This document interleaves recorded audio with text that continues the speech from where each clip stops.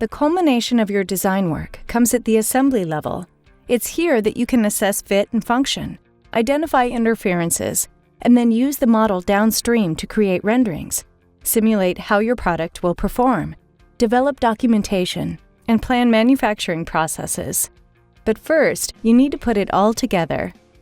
Just like in the part modeling environment, a marking menu is available that contains a complete list of your most commonly used assembly commands right at your cursor, such as placing components and adding constraints. Once a component is placed, assembling parts together works much in the same way as you would do it in the real world.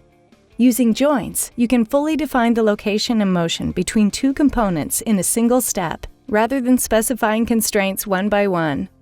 Joint types are determined automatically based on the geometry you select, and all degrees of freedom are accounted for once the command is executed. Relationships can also be added using traditional constraints, which gives you a finer level of control over how the assembly behaves.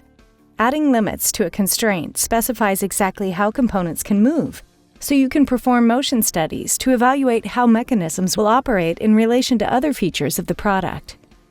Because it's rare that an entire product is composed of parts or subassemblies that are designed in-house, Autodesk Inventor supports opening and inserting third-party models directly into your assemblies.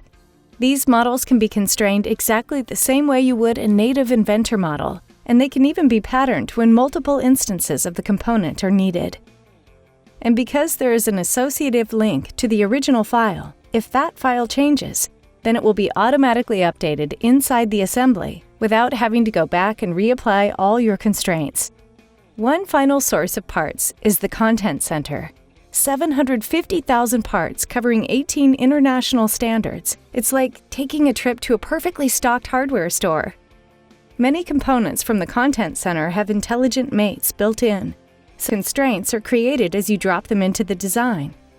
They can also be resized dynamically in the window, and existing patterns will be followed so components are created automatically at each appropriate location.